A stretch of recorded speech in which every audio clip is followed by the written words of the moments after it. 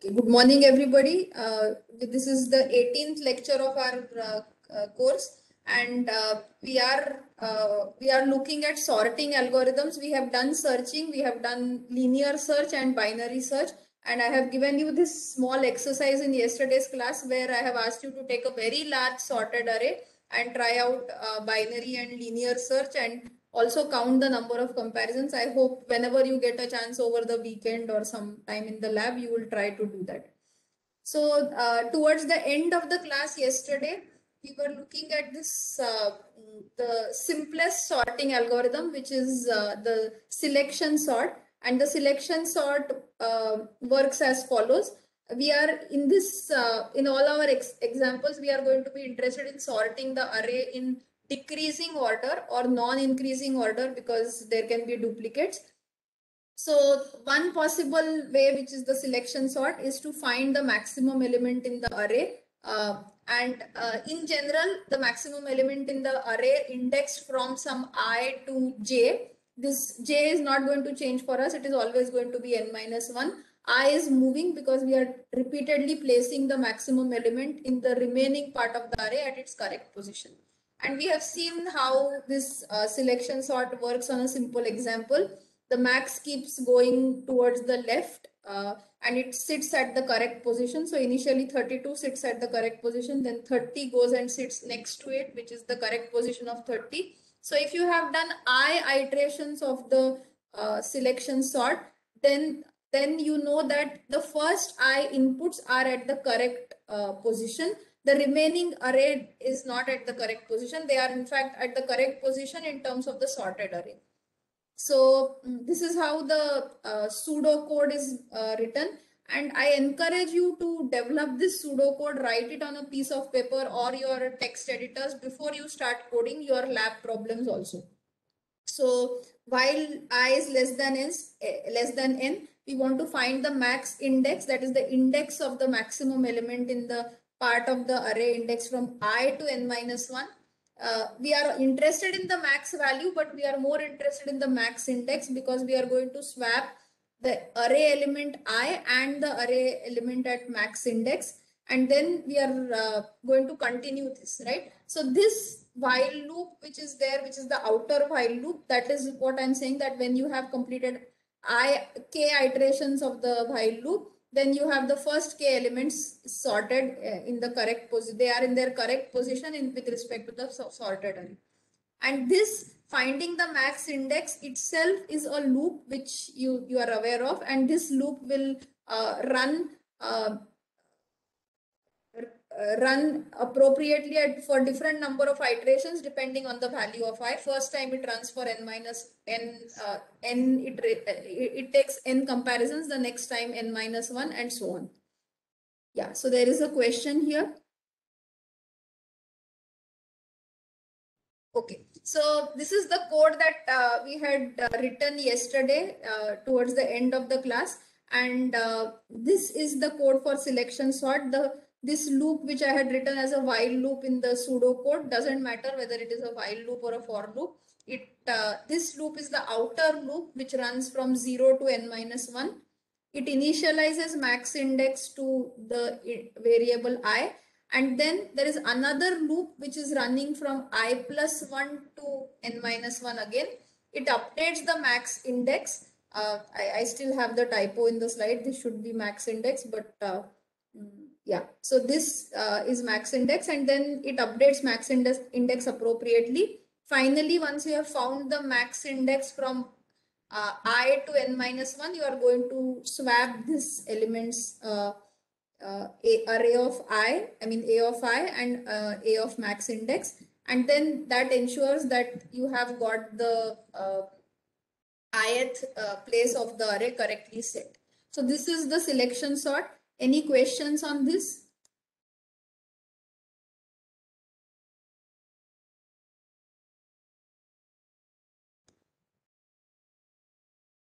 Okay, so something of this sort where you required to find the max index or the second maximum was required in yesterday's class, yesterday's lab. We will come to it after we are done with the second sorting algorithm which we want to cover today.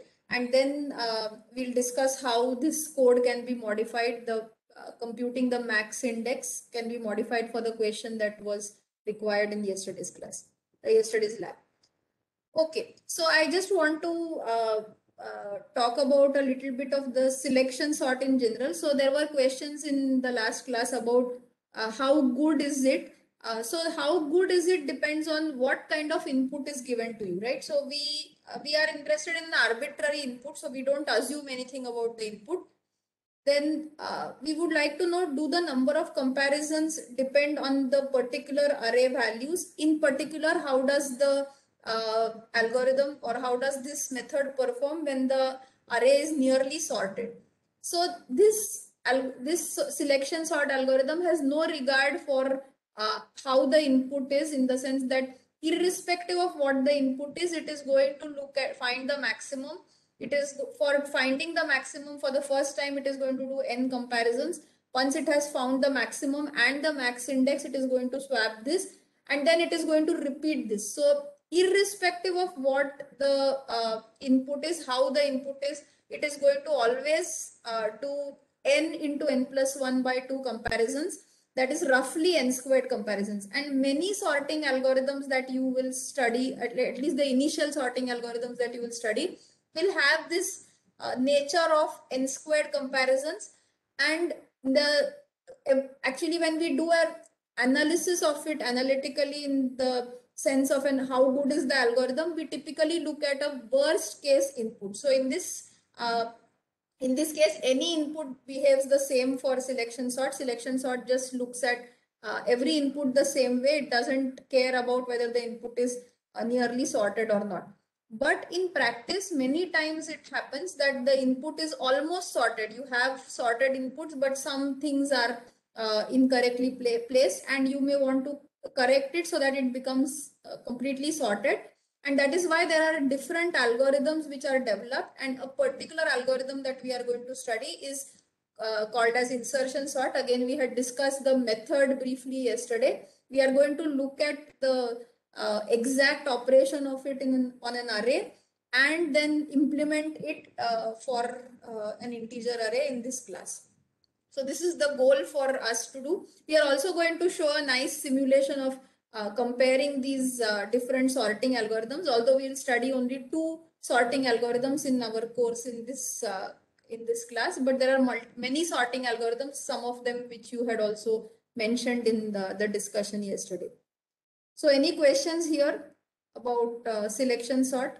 So I hope it is clear that it doesn't care about the nature of the array. It will always do the same thing irrespective of how the array looks like.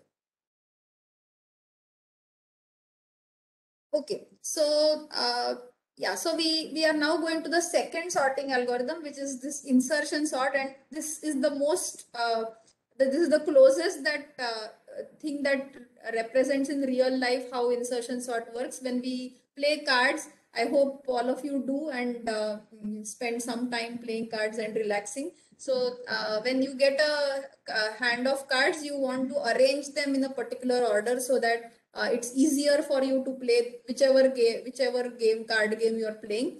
And each one of us has a typical sorting order. It may be from max to min, min to max, according to the suits and so on. But here it shows just everything is spades. And as you see that from 1, 2, 3, 4, 5, 6, 7, everything is sorted. The person is inserting something at that 8, and the remaining things are unsorted. So this is how insertion sort is going to work. And that is why this is the closest thing that happens in real life, which is insertion sort. In fact, all these sorting algorithms are derived from real life things that we do, and we find it useful to do when sorting different kinds of data sets. Okay, so just to see it on action on the same input that was given for selection sort, this is the same input, the unsorted input that was given to us.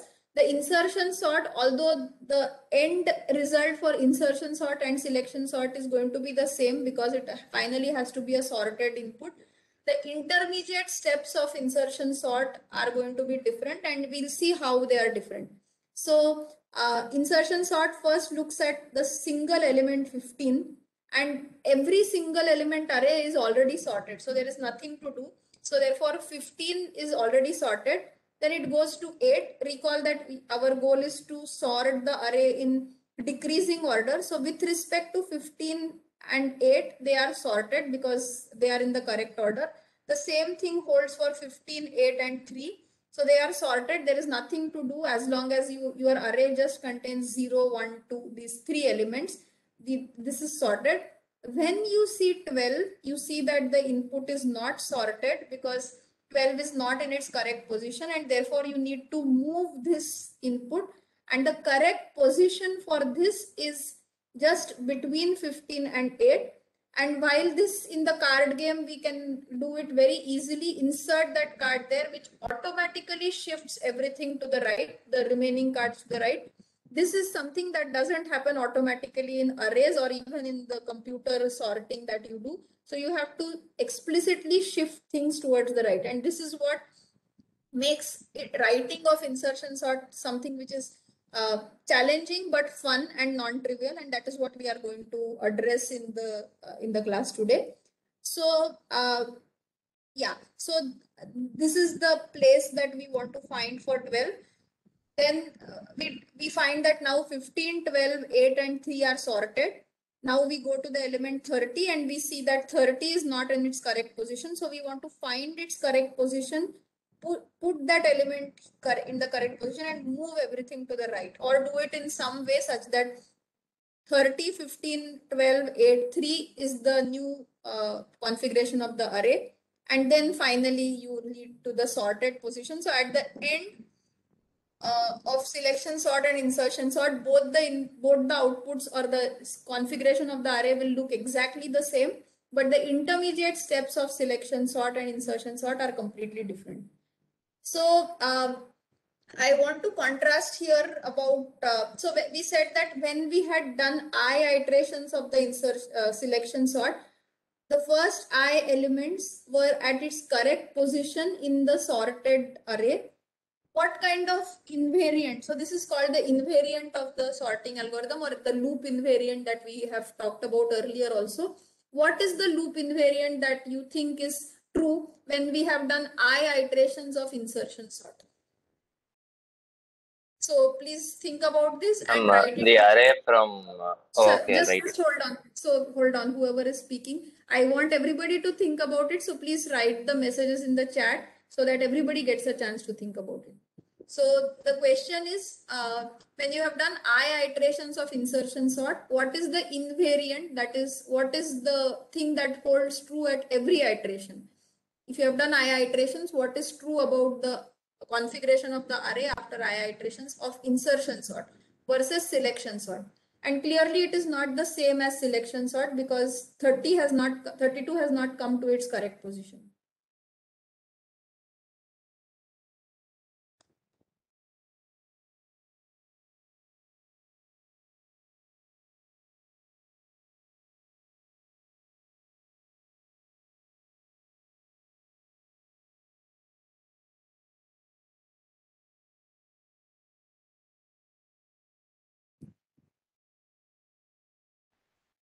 Yeah, so I see some people have written the correct answer. I would like more people to participate and write the answers in the chat.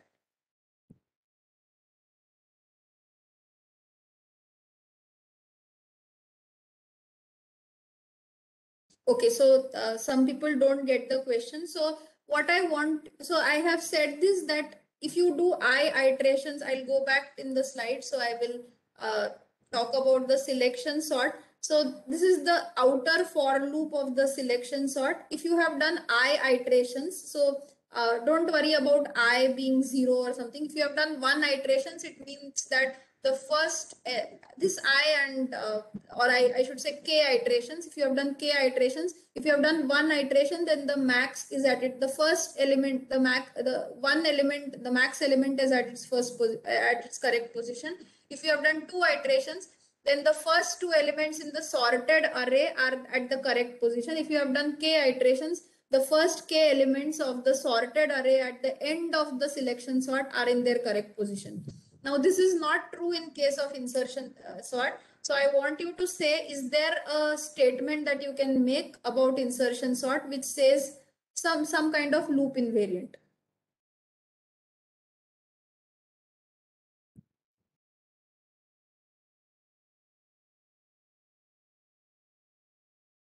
Yeah, so I see people writing correct answers, which is good.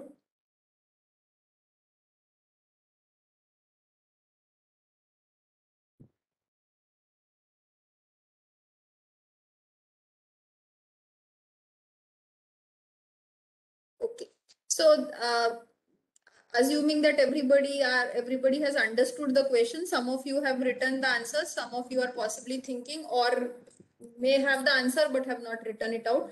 So many of you have written it correctly, that if you have done k iterations, as we see, if we have done one iteration, then we have, I have skipped some iterations here, but if we have done one iteration, 15, we know that 15 is correctly at its correct position, and it is sorted. It is not at its correct position, it is sorted. So with respect to one element array, it is sorted. If you have done two iterations, the first two elements are sorted. They may not be at their correct position in the final array. If you have done three iterations, then the first three elements are sorted. Again, they are relatively sorted between themselves. They need not be in their correct position in the final position of their array. So if you have done k iterations, the first k elements are relatively sorted and put in the sorted order, but they may not be in their correct position in their final position in the array, unlike what happens in the case of selection sort. Right, so this is what is the invariant that we want to maintain when we write our code, and this is something that you should think about, or what is it that you want to achieve in smaller parts is something that you should think about when you write code. Okay, so as I have mentioned this earlier, although the final result is the same, the intermediate steps are different, and that makes writing of this insertion sort nice, fun and challenging, and we are going to see that today. So let's look at this explicit array and ask.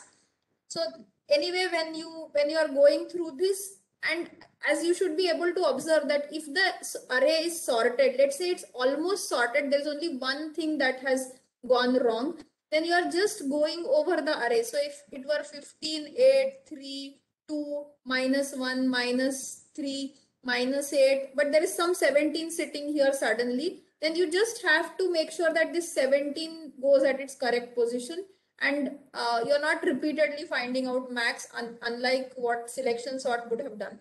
So this 17 would then go and sit at its correct position, but till here you have not done much work except a linear scan over the array, and this makes insertion sort more suited for almost sorted array. So let's see that when you have 15, 8 and 3, they are relatively sorted, and we don't have any work to do as long as we are seeing elements which are in the decreasing order or non-increasing order. 12 is the first place where we see that it is in the incorrect order. This is also called as an inversion. And here is where we want to move 12 to its correct position. Earlier we have said that 12 goes and sits between 15 and 8, but it is not immediate where 12 goes and sits. What we know at this moment is 12 must go before 3. So the natural thing to do is swap 12 and 3 and bring 12 at the position where 3 is there, and 3 to the position where 12 is there. Yet we see that 12 is not at its correct position because 12 and 8 are still an inversion, and therefore 12 is not at its correct position. So we still need to do one more swap, and this is something that we will achieve. At this place, the 12 is in the color black because we have we don't know that it is at its correct position. Only when we compare 12 with 15, we see that now everything is in place, because we know that everything to the left of 15, if there is anything, is going to be greater than or equal to 15, and everything to the right of this is going to be smaller than or equal to 12, because the array was relatively sorted between 15, 8 and 3, and that is why we have found the correct position for 12. And the next iteration, we say that, okay, now 15, 12, 8, and 3 are indeed sorted relatively between themselves. So this is how we are going to try to implement insertion sort. That is, every time we find that there is this inversion, we are going to move this element to its correct position by repeatedly swapping the element. So this is how we will write insertion sort. This is something that requires thought before coding. Again, I'm repeating that this requires thought before coding, and you need to develop this pseudo code in your mind on paper before you start writing the code. Any questions here? Ma'am, Yes. ma'am, why do we keep swapping like with the previous thing? Instead of that, can we like scan from the beginning and check if it is less than the previous element and greater than the next element? Like go until it is less than I, like, and then check and then swap it once, ma'am. Like if we keep swapping, it will further increase the iteration. No, wait. So the question is, can we find this position? So we can find this index, but remember, we cannot swap this with 8. Okay, That is incorrect. Ah, Right? yes, ma'am. Yes. We still need to push everything to the right. So that is why I mentioned this. This is a very good question, that the way we do it in the cards, that is put up thing in its correct position, that automatically slides the things to the right of it, but this doesn't happen automatically in the array. Yes, ma'am. Yes, ma'am. Okay, ma'am. Thank you. Right, so we need to swap it. There is a slightly different method where you can overwrite things by saving an element. I'll come to that method also, but at the moment we are going to implement this swapping method. Yeah, so I want everybody to think about it, that it is not easily done, that you just move this 12 to its correct position. You have to do this hard work of swapping, or some other work where you have to overwrite things. Okay, so any other question here? Okay, so what I'm going to show is a template again, as we are used to it.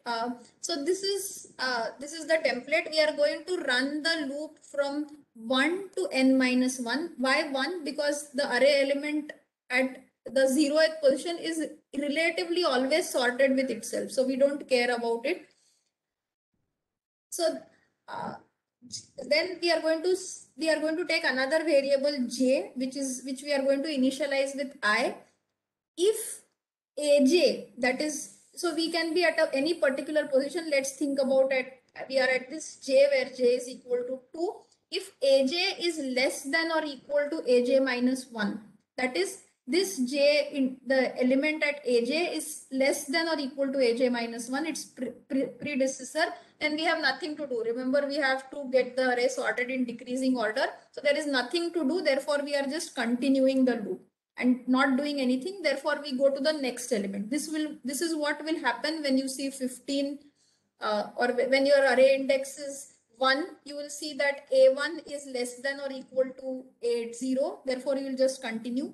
A2 is less than or equal to A0. Therefore, you will just continue. You will not do anything. Now, if you are at line 7, then you know that aj is greater than aj minus 1, which is an inversion. That is, aj and aj minus 1 are inverted. So we said we want to swap aj and aj minus 1. So how long do we want to swap this is something that will again involve a loop, and that is what I want you to think about and write. So this is something that you should slowly develop your code as you write your pseudocode. You should write these smaller parts and then say, okay, now I want to swap aj with aj minus 1 till something happens. So please try to fill this out, and we will come back to the correct answer here.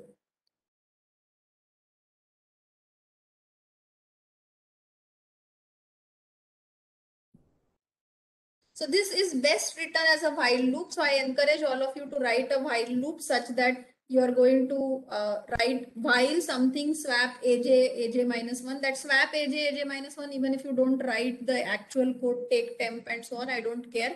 But you should write the while condition correct.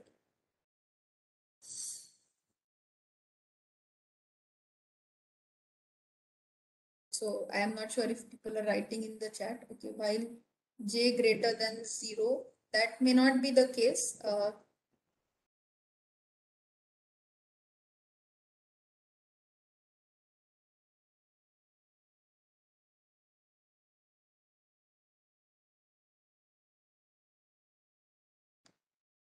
Okay, so I have got very few answers. I request people to write down their answers. Okay, so please do not write a complete for loop. I just want you to write a while loop here at line 9. While something, inside that it is swap aj and aj minus 1, and of course you'll also do j is equal to j minus 1. So let's not write a complicated for loop, just to make sure that we have the same kind of answers. Not that your for loop is incorrect.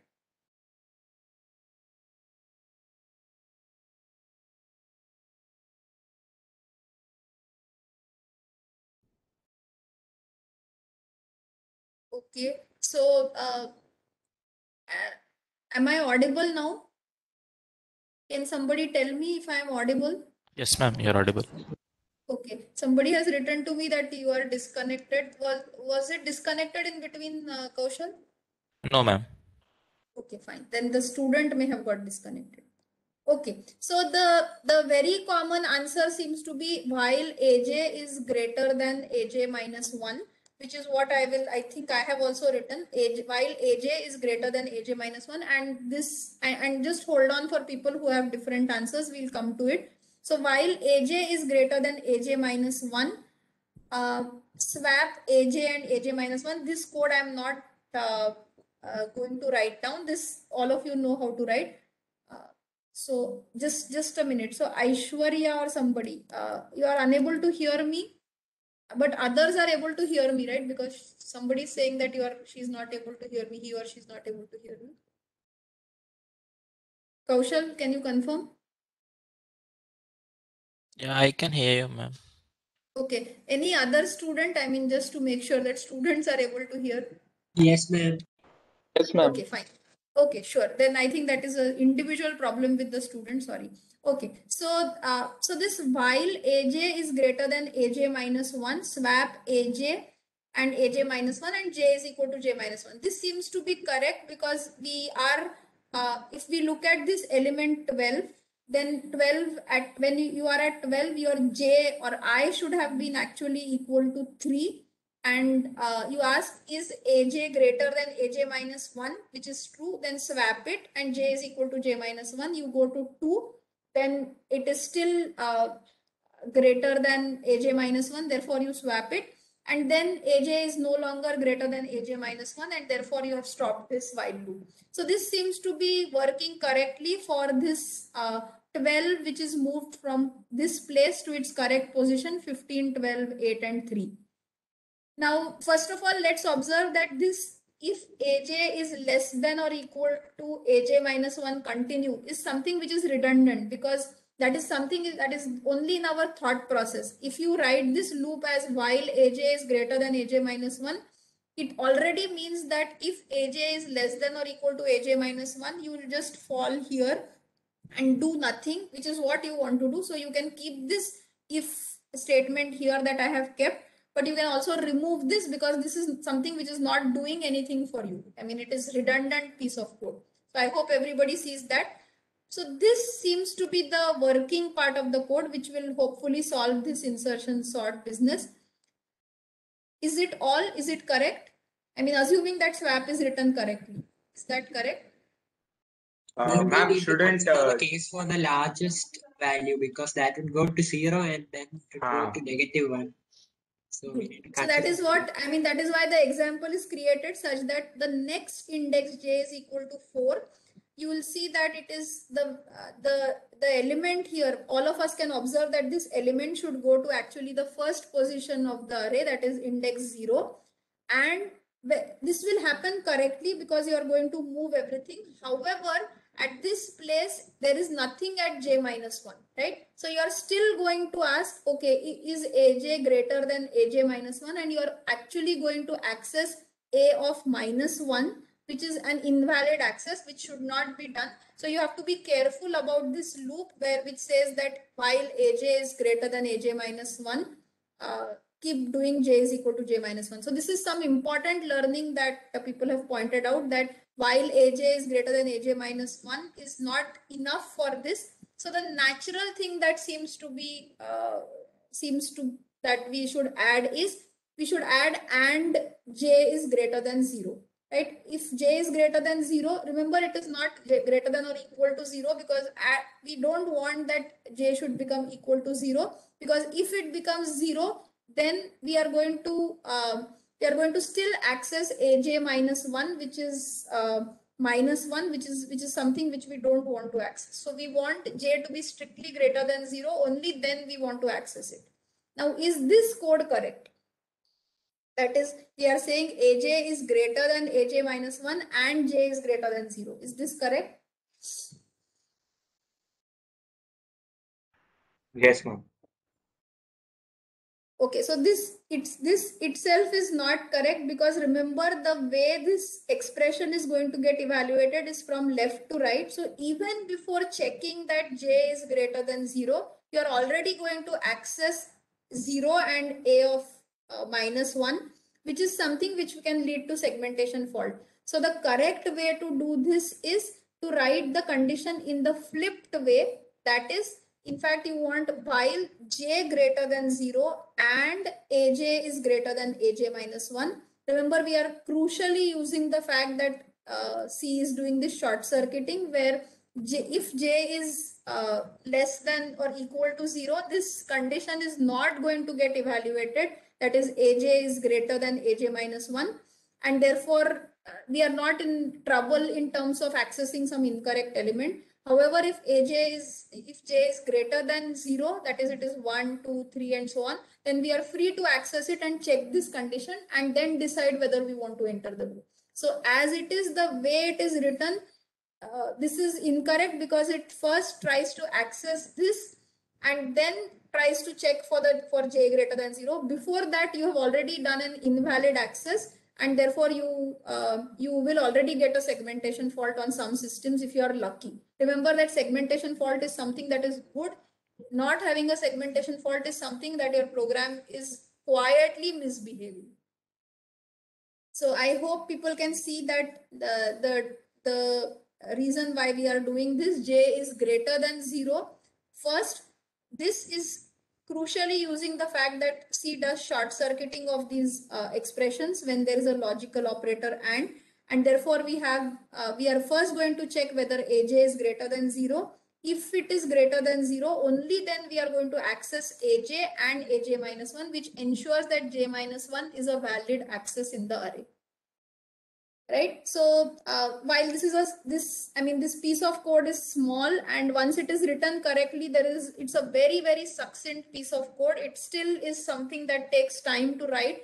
Even if you ask me to write in the first go, I may make some mistakes. So there is nothing wrong in making mistakes, as long as you are careful about verifying your end conditions and making sure that you do your checking correctly. You can make mistakes initially, but then as you go along, you can correct them and make sure that your code is correct. So this is one way of writing insertion sort correctly. Are there questions about this?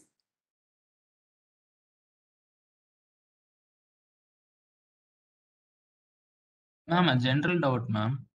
What Yes. are the cases where segmentation fault, that core dump thing, what are the cases that will come? Like I encountered that yesterday twice. Like, so what are can I give like what are the cases that will come? So whenever you are doing invalid memory access, so think of it that when you are running a program, you are given a page, or you are just, I'm making a crude analogy, you are given some space for your program to run, right? So that page is your page, or those cells are your cells in memory.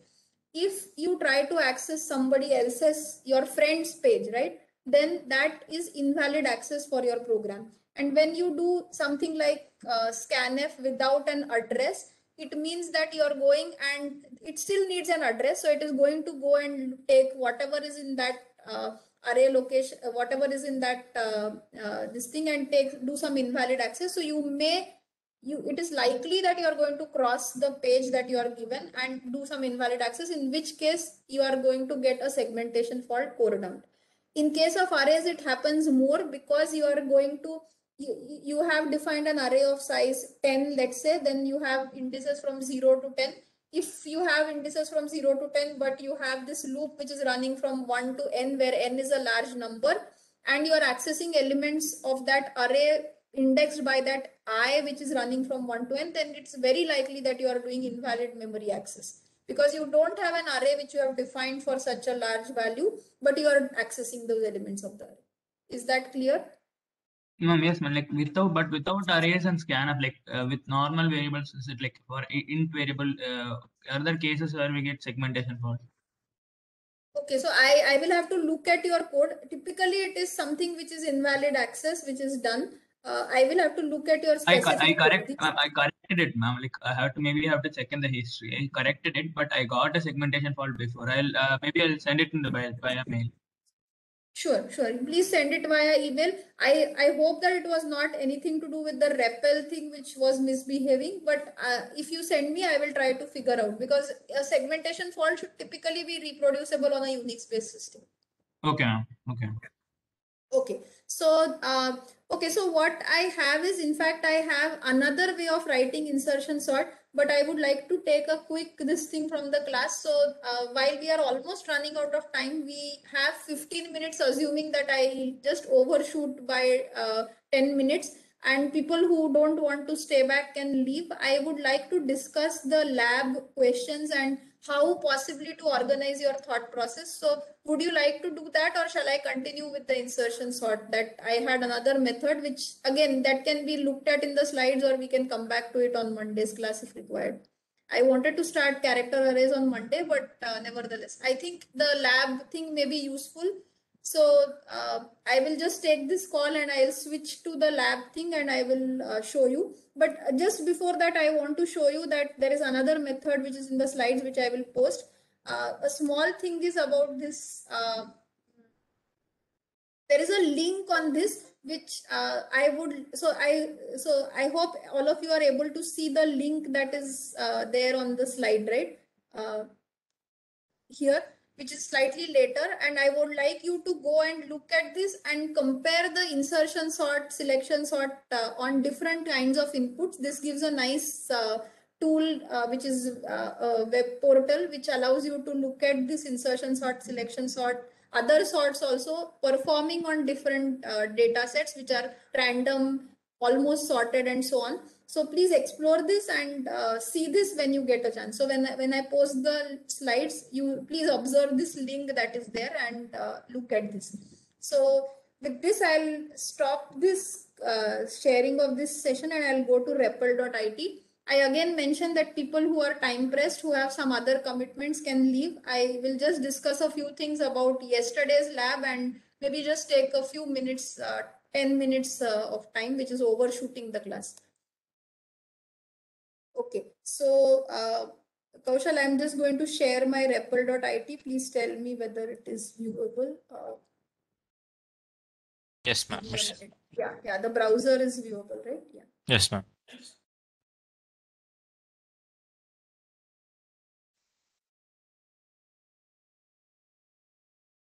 Okay. Okay, so I'm going to okay, so I'm going to talk about the question 1 first. So, okay, so are there any favorites that you want me to talk about? Question 1, question 2, question 3, then I will speak about that first so that most people are invested into whatever they want. I mean, they get to hear whichever question they found the most difficult one. I see people leaving. So, okay, question 1 and 3. Okay, so let's start with question 1. Okay, so question 1 was asking you to, this was about those hitting the digits kind of question. So,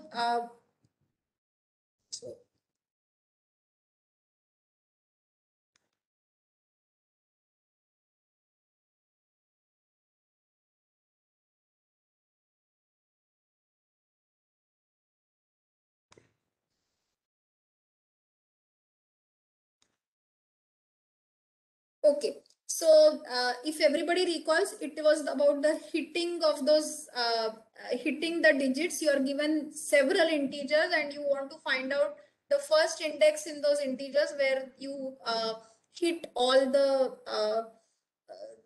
of the digits from 0 to n. So the first thing that comes to mind is possibly keeping that all those integers in an array. However, it is not required. Just like what we did in case of histogram, we never stored the marks of all the 184 students in an array. It is not required for you to store the total elements n in an array. The only thing that you need to store is whether a digit has been hit. And for that, what we have done is we have this visited array which has indices from 0 to 9, which is exactly for the digits. And we are going to set this visited to be 1 whenever we find that that digit has been hit. How do you find that the digit has been hit? You have to separate out the digits of a number, and that is something that you already know. So you know the code to write how to separate out the digits, because that is something that we have done earlier. And we also need to know, as soon as we have found that all the digits have been hit, we need to make sure that we quit, or we store the index of the element that we have found. And indices start with 0. That is typical of arrays, and that's why it was given, so that you think of storing them in an array, but it is not required. So what we do is we have this visited array, which is from which is initialized to 0, and we also have this count which is initialized to 0. Count tells us whether all the digits have been hit, and this is something that we will increment when a new digit gets hit. So when a new digit gets hit, it means that earlier it was not hit, but it has been hit now. So then we run a loop which goes from 0 to n-1, which is taking the elements of the array. So this I will tell us the index. So for the first time you encounter that count becomes equal to 10, you need to store that index, and for that we have this saved index which has been initialized to 0. So then we simply scan the element. That element has been scanned in this temporary thing. If count is equal to 10, this is continue. It says that there is nothing to be done. That is, we don't want to do anything with respect to that element, because we have already seen everything. This is simply reading or consuming the extra input, because we are not storing it in an array. If you have stored it in an array, it's fine. You just have already read it, so you will not have such a code. Now is the important part of the code, that is, this is the temp value that you are processing. It could be an array element if you have stored your n elements in the array. If temp is equal to 0, that is, it's already equal to 0, and this visited of temp, that is, you have never hit this digit 0, is equal to 0, then we want to set visited is equal to 1, and we also increment the count.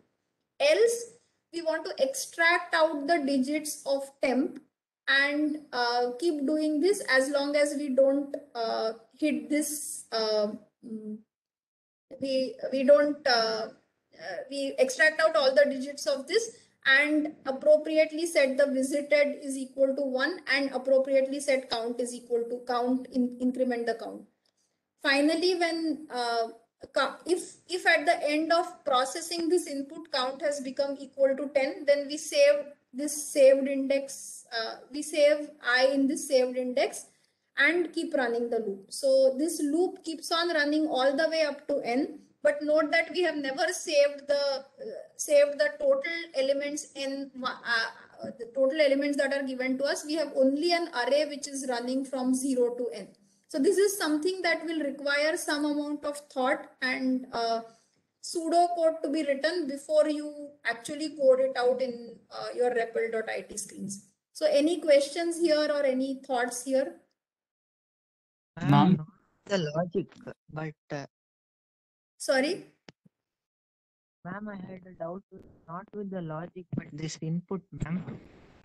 When you're scanning each and every.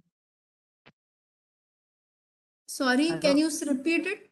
Ma'am, I had a problem with the input, ma'am. When we run it test cases, ma'am, like how will be the input, ma'am? Space separated inputs means all the inputs will be given at the same time, or in the console, ma'am. Like we enter the first input and then enter, then again type the second input. Yes, that is okay. That is how the input is given if you are entering in the console. Otherwise, so I hope you have seen that, you have observed that when we gave this histogram, we had this all marks, right? So this was stored like this, and it is okay to store it like this. if you write the loop, scanf will take care of reading it if you do input redirection. Yes. But when I typed in the console for the test cases, ma'am, it was running correctly and the result was fine, good. But when I run the test cases, it was showing failed, ma'am.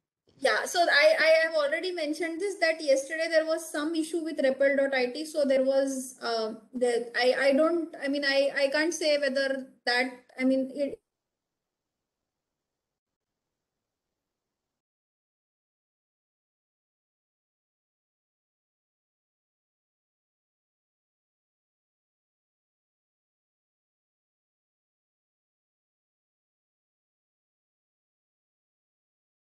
Ma'am, are you speaking?